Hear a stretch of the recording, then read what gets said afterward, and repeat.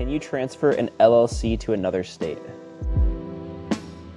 In some states you can. It's called a domestication. Not all states allow the domestication of a foreign LLC into that state, but some do. It really depends on the state. And you've got to keep in mind, if you domesticate an LLC, let's say, for example, you have a Texas LLC you'd like to domesticate into Wyoming. Wyoming is a state that allows you to domesticate foreign LLCs.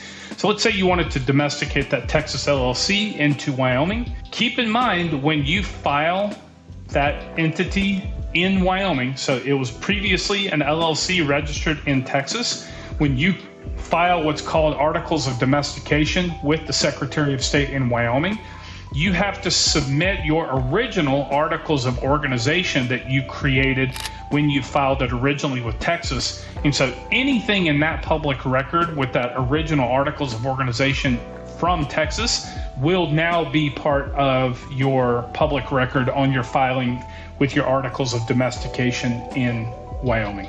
So in that case, would there be a benefit in doing it in transferring the LLC, or certain requirements that some people might need to do that, or would it just make more sense to resolve it and recreate it in Wyoming? It really depends on the situation. Let's say, for example, you had a lot of contracts, using that Texas to Wyoming example.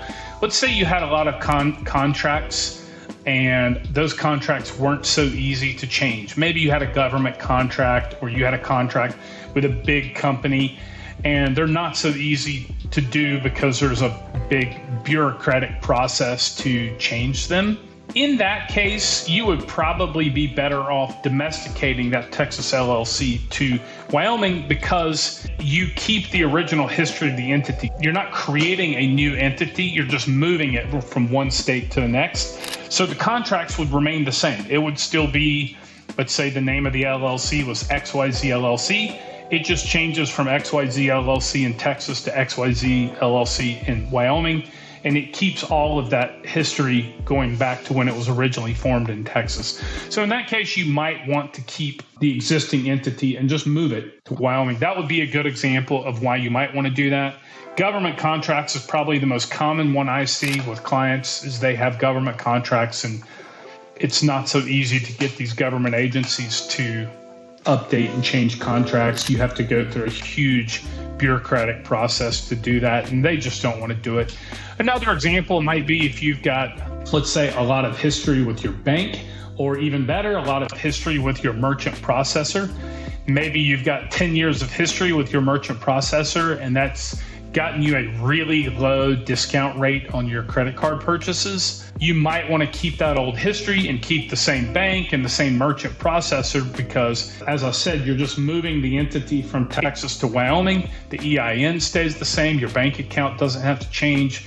Your merchant processor doesn't have to change. You just need to update them with a new address, and that's it.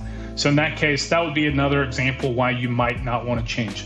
Now, if you had a business that you registered, maybe you did it yourself, you didn't know any better, and you just went on the Secretary of State website and said, I don't want to pay those guys a couple $100 to do it for me. I'm going to do this thing myself. You used yourself as the agent, the registered agent. You used maybe your home address as the registered agent of the entity. And now you say, I really want to make this thing more private. And so I'm going to move this thing from Texas to Wyoming, where I get more privacy in Wyoming, and then I'll have a registered agent and my name won't be on anything in Wyoming. Well, the problem with that is your original articles of organization from the state of Texas become public record in that new articles of domestication in Wyoming. And so anybody can still pull it up and see that your name and your home address is associated with the origination of that entity. So if you're really adamant about privacy and that's something you want to accomplish, then you'd be better off just closing the Texas entity and starting a new one in Wyoming and doing it correctly from the beginning in that case. There's pros and cons to either domestication or starting a brand new entity. And from a cost standpoint, there's no cost advantage to domestication over a new entity. Actually, domestication costs a little bit more than forming a new entity, because you have to get certified documents from the Secretary of State where you originally created the entity. And so usually that's a couple $100 to get those certified documents when you do the filing with the new state. So it's actually cheaper to register a new entity.